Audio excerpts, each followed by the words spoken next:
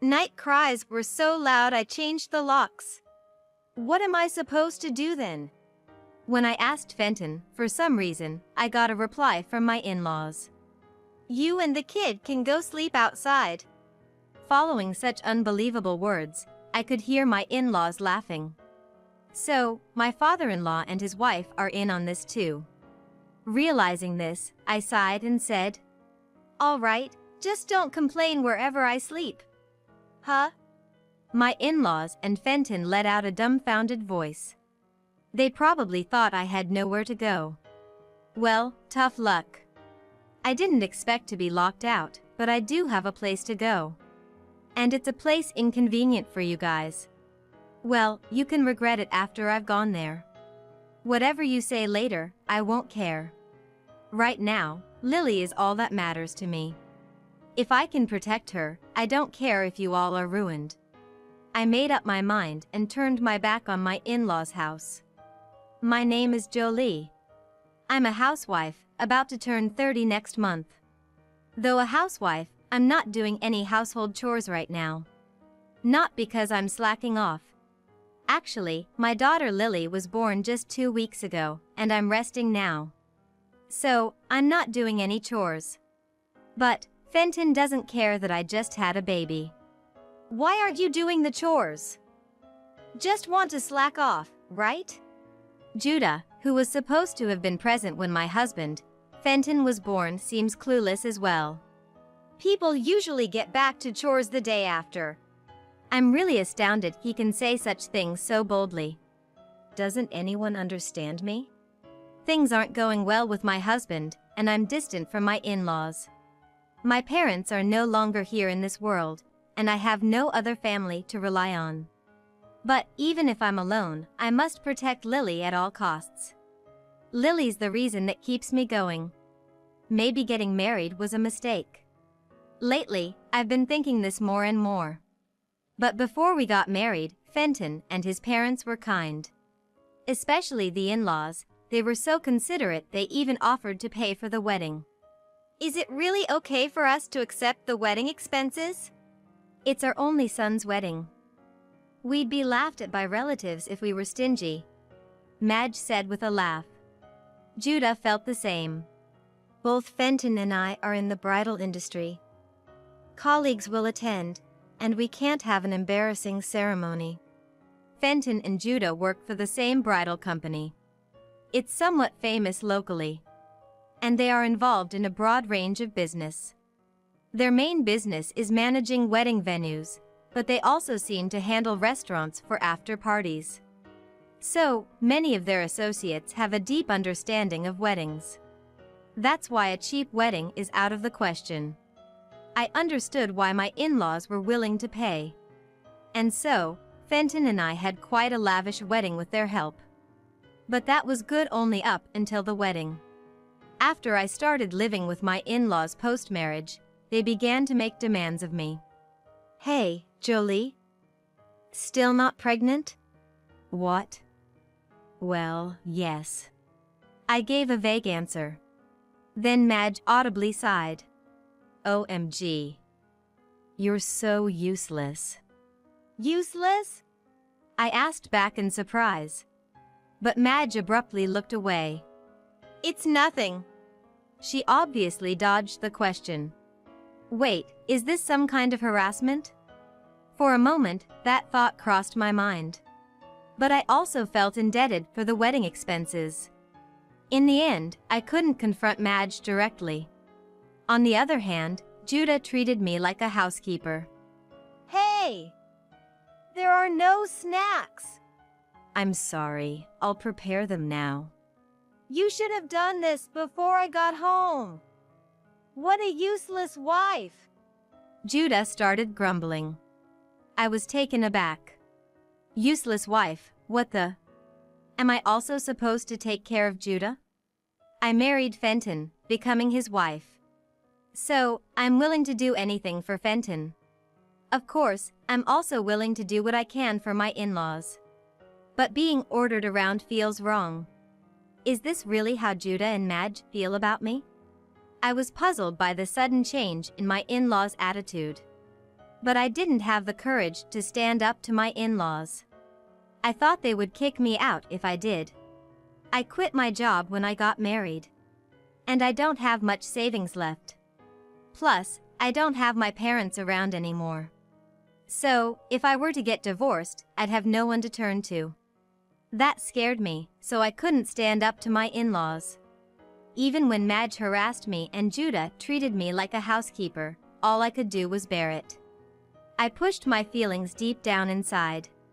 And then, about 6 months into the marriage, one day, as I was about to prepare breakfast, I suddenly felt nauseous and collapsed right there. "What's wrong?" Madge asked in an annoyed tone. "Just feeling a bit." "You can't even take care of your own self." "I'm sorry, excuse me," I said and rushed to the bathroom. But my condition didn't improve no matter how long I waited. "Hey! What are you doing, Jolie? The chores aren't done yet." "Sorry." "Sorry doesn't cut it. I'm off to work, so make sure you do the housework. Got it?" Fenton yelled. I felt too sick to even respond. Hours passed, and I finally started to feel better. But Madge was waiting for me in the living room. "Found a good excuse to skip chores, huh?" I wasn't trying to skip. "You're in no position to talk back. Just quietly do the cleaning and laundry." I flinched at Madge's loud voice. Unaware of my feelings, Madge just stared at me. I guess I have no choice. I sighed internally and started the chores. That day somehow passed. But my health never fully recovered. Feeling something was off, I visited a hospital a few days later. To my surprise, I found out I was pregnant. I rushed home and first told Madge, who suddenly changed her tune. "Oh, you were pregnant? You should have said so earlier." Madge smiled. Then she suddenly started making a phone call. "It's been a while. Actually, my son's wife is pregnant." From her conversation, it seemed she was bragging to relatives. Maybe they'll be kinder to me now. I harbored such faint hope. But I was wrong. Even knowing about my pregnancy, my in-laws' treatment of me didn't change. Worse, I overheard Judah saying, "Once the heir is born, the wife would be useless. Might as well divorce her." Judah was gleefully telling this to someone over the phone. I felt a chill. So they only needed an heir. I had a hunch because of their treatment. But hearing it made me sad. I bit my lip and continued with the chores. Of course, I considered talking to Fenton, but as soon as he learned about my pregnancy, he started coming home late. When I asked why, Fenton gave a sharp reply. "You're pregnant, so I've done my duty as a husband." "What do you mean?" "Being childless for too long would make us look bad to relatives." He said it as if he cooperated just for that. Fenton bluntly stated such selfish thoughts. "What? That's not funny. Shut up. Just give birth to the child. That's your duty as a wife." Fenton looked at me as if our marriage was an obligation. In that moment, I realized everything. Fenton won't help me. He's not even on my side. I'm all alone here. And the in-laws weren't kind to me. They were only nice to me because they wanted a housekeeper and someone to produce an heir. Realizing this, something snapped inside me. Any love I had for Fenton disappeared. That's right. I'll divorce once this child is born. From that day, that's what I started to think. I need to prepare for the divorce. With the few days left until childbirth, I requested an investigation into the conduct of my in-laws and Fenton. Then the day of delivery came. A beautiful girl was born. I named her Lily. The day I brought Lily home, my in-laws and Fenton were happy. But their expressions gradually darkened. And then, an incident happened. It was on the day of Lily's 1-month checkup. After the checkup, I was supposed to be driven home by Fenton's company's president. It turns out his daughter had given birth around the same time as me. So, our checkups coincided, and thanks to the president's kindness, I was given a ride home. But when we arrived at my house, we encountered a problem. For some reason, the entrance key wouldn't work. In trouble, I rang the doorbell and called out. Hey, Fenton? The entrance won't open. Then Fenton's voice came from inside the house. Night cries were so loud I changed the locks. You changed the entrance lock without telling me? I asked back, and Fenton raised his voice a bit. Crying all day long, day after day. I want some peace and quiet, so don't come back. Then what am I supposed to do? When I asked Fenton again, for some reason, I got a reply from my in-laws. You and the kid can go sleep outside. Following such unbelievable words, I could hear my in-laws laughing. So, Judah and the Madge are in on this too. Realizing this, I sighed and declared, All right, just don't complain wherever I sleep. Huh? My in-laws and Fenton let out a dumbfounded voice. They probably thought I had nowhere to go. Well, tough luck. I didn't expect to be locked out, but I do have a place to go. And it's a place inconvenient for you. Well, you can regret it after I've gone there. Whatever you say later, I won't care. Right now, Lily is all that matters to me. If I can protect her, I don't care if you all are ruined. I made up my mind and turned my back on my in-laws' house. Then I approached the president. You heard that, right? Of course. So, about what you mentioned earlier, could I ask for your help? I asked the president. By the way, what he mentioned earlier was during our ride home, where he talked to me about something. Actually, there are several postpartum care hotels in the country now. The president's company, which is expanding into the bridal business, was also considering incorporating this postpartum care. We want to engage with our customers long-term, from marriage to childbirth to child-rearing, the president had said. And he had just offered me to be a monitor for that plan. Upon my request, the president nodded. I'll take you there right now. Thank you. Though we've secured a place for you to stay, their attitude is unforgivable, the president said, staring intently at my in-laws' house. He's probably thinking of imposing some sanction on those three. Well, as the company president, who's venturing into the kids' business, this cannot be overlooked. Considering this, I made a proposal to the president. Hearing the proposal I had been considering since before giving birth, the president nodded vigorously. I'll cooperate with your proposal. Thank you. Thus, I gained a strong ally. But my body was utterly exhausted. So that day, I was taken directly to the postpartum care hotel. And thanks to the president's connections, I was allowed to stay at the hotel. The postpartum care plan I experienced was the best care anyone could ask for. The hotel had professional staff like midwives available 24/7. Not only was the support comprehensive, but there were also many relaxations and comfort-focused amenities. There were other new moms like me, and for the first time in a while, I could relax. I wish I could stay here forever. I couldn't help but voice such a thought. I truly rested well. And the next day, the president came to see me. He called Fenton in front of me. Soon, Fenton answered the phone. Fenton? Sorry to bother you on your day off. No, is there something you need? Actually, I have a favor to ask of you. The president started off like that and then made a suggestion. I'd like you and your family to be models for a pamphlet. Would that be okay?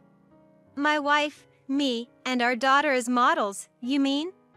Your daughter was just born, right? She'd be perfect for a pamphlet model. Indeed, if it's related to bridal pamphlets, we would be suitable. But Fenton just kicked me out. There's no way he could accept under these circumstances. I smirked to myself. Turning down a direct request from the president would surely affect Fenton's career. That was my plan, to give him some damage. However, Fenton accepted without hesitation. Sure, I'll be happy to help. I panicked. This wouldn't damage Fenton at all. The plan had failed. While I was being sad about my plan not working, the president smirked wickedly.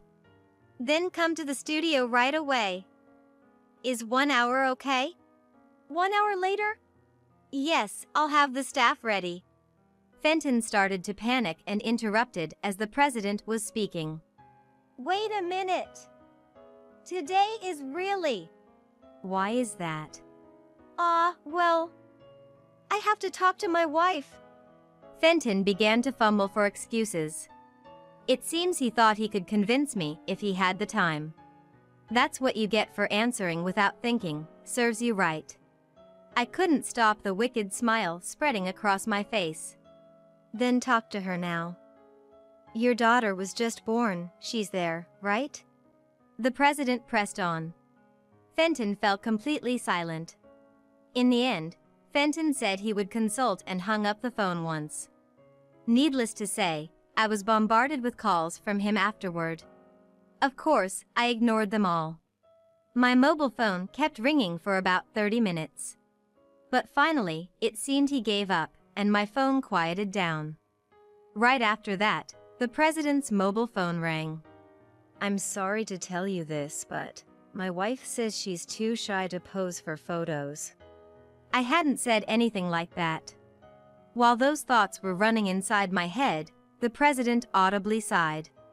So you're telling me you can't even convince your own wife? No, it's not that, but... I'm disappointed in you. As the president said this, Fenton began to apologize loudly enough that I could hear. I'm terribly sorry. I'll make sure I convince her. It sounded as if Fenton was deeply apologizing right in front of me. After making Fenton apologize for a while, the president hung up the phone. Next he called Judah. Hello? Judah? Well, if it isn't the president. What can I do for you? I have a gift for you, would you accept it? Saying this, the president looked at me. I nodded with a smile, and the president declared. You know we manage a restaurant for wedding after parties, right? Of course. I'm thinking of lending that place to you. Lending the place to me? Judah must have been tilting his head in confusion. This was also part of my plan. First, the president would personally offer Judah the spacious restaurant used for wedding after parties. Next, he's going to ask him to debut his granddaughter there. Once the 1-month checkup is over, it's time for the baby to go out for walks. And that would be the timing to debut his granddaughter. In a normal family, they might jump at such an offer. But my family's situation is different. Judah had just kicked me out, and there's no way I would accept an invitation from him. So, Judah also started to make excuses in a hurry. You see, our family is... What? Are you refusing my gift? Of course not. It's just that we need to consider my daughter-in-law's health. Judah began to say things he didn't mean. I was annoyed. Then the president pressed on. Was there a problem with the 1-month checkup? No, it's not that, but... Then hold the debut party. I'll cover the costs, don't worry. The date is? The president kept pushing forward. Throughout, Judah's flustered voice could be heard. He's panicking, what will he do? I was barely holding back my laughter.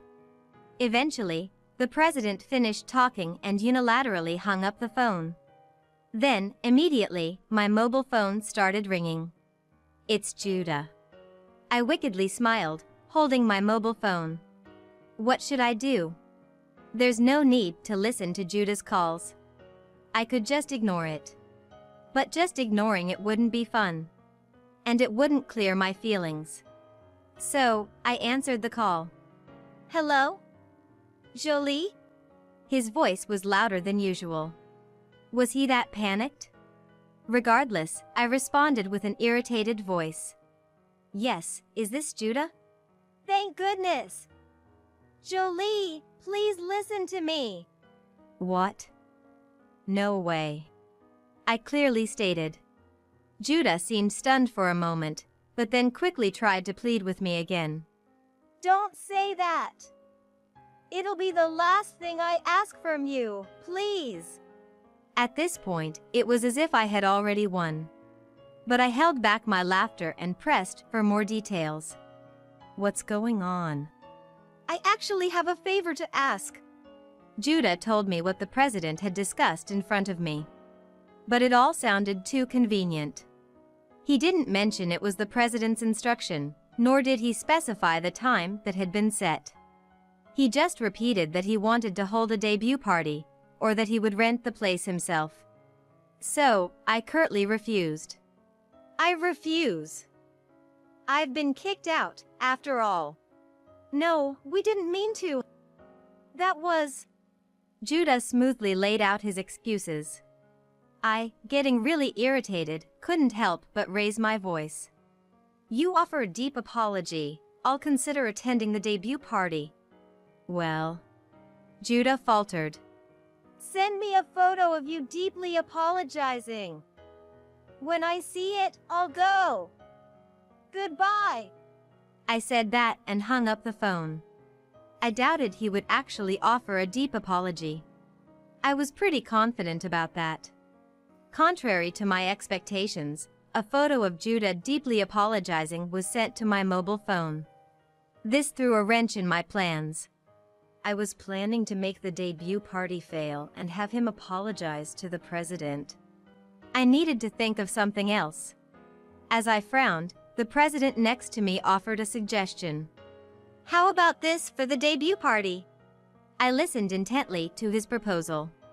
It was indeed a fascinating idea. And it would allow me to get back at Fenton and my in-laws. Let's do that. I immediately started preparing. Days passed, and the day of the debut party organized by the president arrived. Of course, I hadn't returned to my in-laws' house at all. In fact, I hadn't even been in contact with Fenton or my in-laws. Making them a little nervous is fine, right? With that thought, I headed to the venue with the president. Peeking into the venue, I saw my in-laws being scolded by relatives. What's going on? She's not here. That's strange. She said she would come, right? Well, yeah. Judah was sweating bullets. Other relatives were pressing Fenton. Didn't you leave the house together? We couldn't possibly leave together. Because I wasn't living with them. But I didn't want to keep them waiting too long. I slowly entered the venue with the president. Sorry for the wait. Finally, you're here.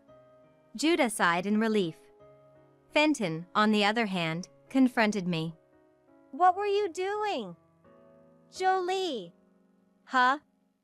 Preparing for the debut party, what else? Preparation, but where's Lily? Fenton frantically looked around. Despite having neglected us for so long, I sighed and answered. Lily is being looked after. Huh? Then what are we supposed to do at this debut party? I've prepared a slideshow. That should suffice. Saying that, I brushed past Fenton. Then I explained the situation to the gathered relatives. Lily couldn't be brought here, but we've prepared a slideshow for you. As I spoke, a staff started setting up the slideshow. I continued speaking while checking the setup. I'm very sorry, but please enjoy this. As I signaled, a gentle music played. And the venue darkened. At the same time, several photos appeared on the screen. Instantly, gasps of surprise filled the venue. What's this? The screen displayed photos of Fenton's affair. Then, Judah's affair photos followed. This can't be. This is horrible. Naturally, Fenton and Judah went pale upon seeing the photos. But Fenton quickly reacted and attempted to stop the slideshow. Stop it!